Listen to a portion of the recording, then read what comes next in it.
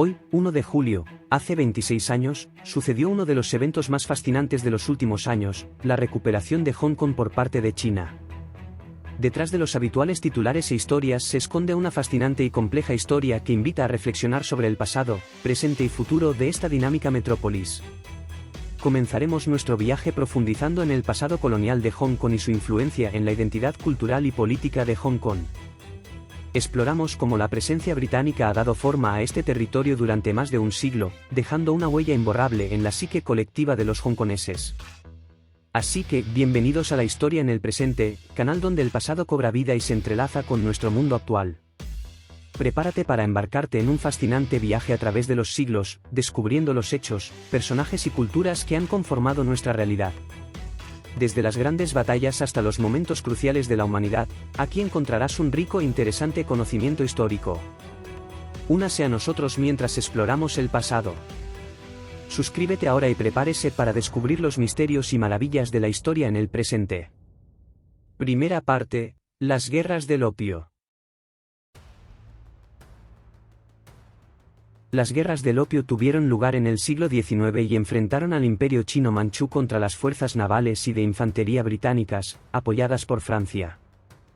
Estos conflictos tuvieron lugar en un contexto de creciente imperialismo europeo, donde los británicos buscaban abrir el comercio a China y levantar las prohibiciones sobre el comercio de opio. La Primera Guerra del Opio tuvo lugar entre 1839 y 1842. En ese momento, el gobierno británico buscó perpetuar el comercio de opio, mientras que el gobierno chino intentó prohibirlo debido a sus efectos adversos en la salud pública, ya que estaba afectando negativamente el desempeño laboral de los chinos, que se traducía a una reducción en el crecimiento del país y el flujo de dinero causado por el comercio de té creado. La flota británica llegó a la costa china en 1840 y exigió la legalización del comercio de opio, el pago de indemnizaciones y la apertura de nuevos puertos al comercio exterior. Después de la división dentro de la corte imperial china, se firmó el Tratado de Nanjing en 1842, obligando a China a aceptar la libertad del comercio de opio y otorgando ventajas comerciales a los británicos. La Segunda Guerra del Opio tuvo lugar entre 1856 y 1860. En esta ocasión, Gran Bretaña intentó renegociar el Tratado de Nanjing para expandir el libre comercio a toda China. Francia y Estados Unidos apoyaron estas afirmaciones, y un incidente en un barco registrado en Hong Kong fue el pretexto para el conflicto. La guerra terminó con la firma del Tratado de Tientsin en 1858 y la captura de Beijing por las fuerzas anglo-francesas en 1860. Las consecuencias de la Guerra del Opio incluyeron la apertura de puertos chinos a las flotas comerciales británicas, la cesión de Hong Kong a Gran Bretaña, la legalización impuesta a la fuerza del comercio de opio, el pago de reparaciones por parte de China y la eliminación de impuestos aduaneros para las importaciones europeas, que afectaría a la industria local china, así como también, por último pero no menos importante, la guerra llevó a la pérdida de más de 40.000 vidas, de las cuales se cree que la mayoría eran civiles. Además, estas guerras actuaron como detonante de la rebelión de Taiping, que debilitó a la dinastía Qing y permitió que las potencias occidentales intervinieran más profundamente en China, ocasionando de manera forzosa que embajadas de Francia, Gran Bretaña, Rusia y Estados Unidos hayan abierto en Beijing. También se logró la libertad de navegación en el río Yangtze para los barcos de las potencias occidentales. La Guerra del Opio dejó un profundo legado en la historia china y las relaciones internacionales en ese momento. Marcó el comienzo de una era de creciente influencia occidental en China y aceleró el declive de la dinastía Qing. Es importante recordar que las guerras del opio fueron eventos complejos con implicaciones económicas, políticas y sociales. Nos invitan a reflexionar sobre los efectos a largo plazo que pueden tener los conflictos entre naciones y las luchas por el control de recursos y mercados. Segunda parte, Hong Kong británico. En 1912, con la formación de la Primera República de China, la isla de Hong Kong se convirtió en un lugar de exilio. Durante la Segunda Guerra Mundial, Hong Kong fue ocupada por los japoneses, pero después de su derrota, los británicos la recuperaron. Durante la Guerra Civil entre nacionalistas y comunistas en China, Hong Kong también fue una región de exilio. El Hong Kong colonial se divide en tres partes: la isla de Hong Kong, Kowloon y los llamados Nuevos Territorios. solo los nuevos territorios pudieron regresar a China después de ser colonizados por el Reino Unido, mientras que la isla de Hong Kong y Kowloon fueron cedidas de forma permanente. Sin embargo, el gobierno británico decidió devolver toda la colonia de Hong Kong al gobierno chino. Tercera parte, antecedentes de la devolución. Para entender el contexto de esta recuperación, debemos remontarnos al contrato de arrendamiento entre Gran Bretaña y China, que comenzó en 1898 y estableció un plazo de 99 años para el arrendamiento de los nuevos territorios de Hong Kong. A medida que se acercaba la fecha límite en 1997, las negociaciones formales entre Gran Bretaña y China comenzaron luego de negociaciones informales desde 1979. En 1982, Thatcher visitó Beijing, convirtiéndose en la primera ministra británica en visitar la China comunista y entablar oficialmente negociaciones sobre el futuro de Hong Kong. Inicialmente, Londres esperaba mantener un control sustancial sobre la ciudad, incluso cuando cedió su soberanía legal a China.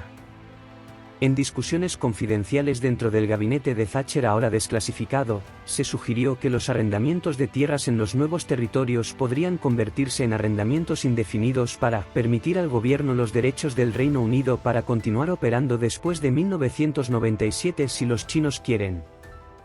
Beijing rechazó la propuesta como innecesaria e inapropiada, en lo que el embajador británico en China, Sir Percy Craddock, describió en un memorando de septiembre de 1979 como una respuesta decepcionante.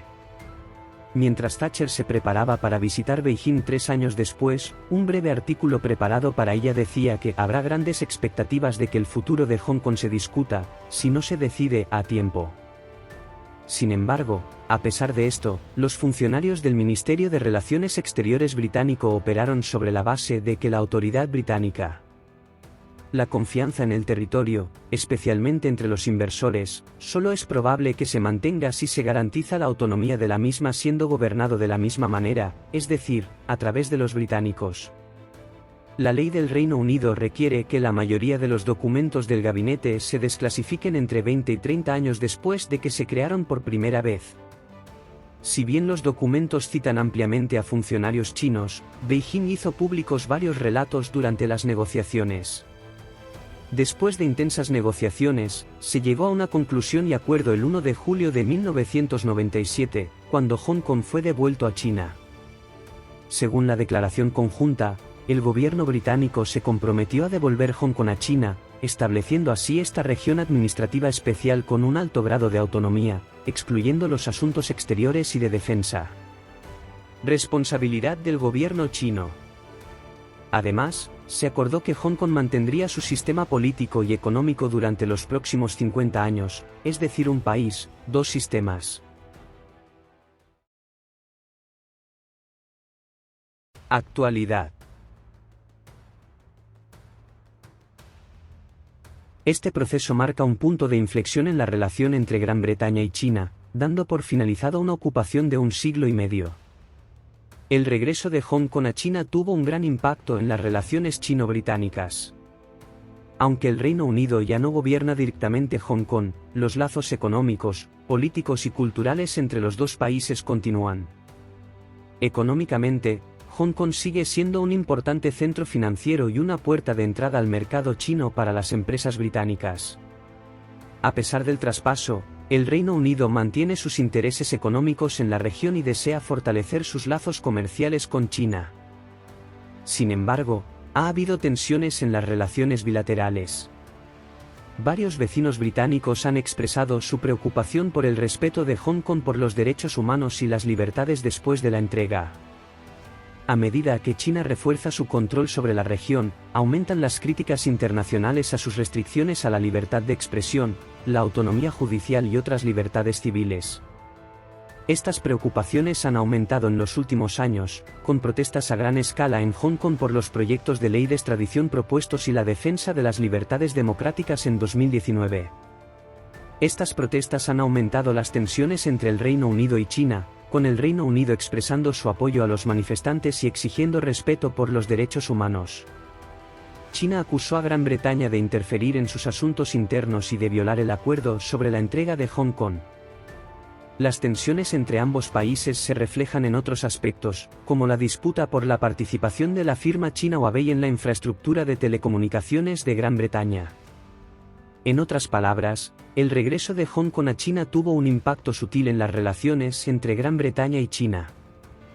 Aunque los lazos económicos se mantienen, las tensiones en áreas como los derechos humanos y la autonomía de Hong Kong plantean desafíos a las relaciones bilaterales.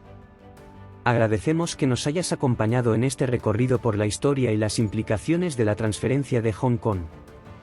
Si te ha interesado este tema y deseas seguir explorando más información al respecto, te invitamos a suscribirte a nuestro canal y activar las notificaciones para estar al tanto de futuros vídeos. Esperamos haber brindado una visión general comprensible y objetiva de este acontecimiento histórico. Si tienes alguna pregunta adicional o deseas compartir tu perspectiva sobre este tema, no dudes en dejar tus comentarios a continuación. Nos encantaría conocer tu opinión.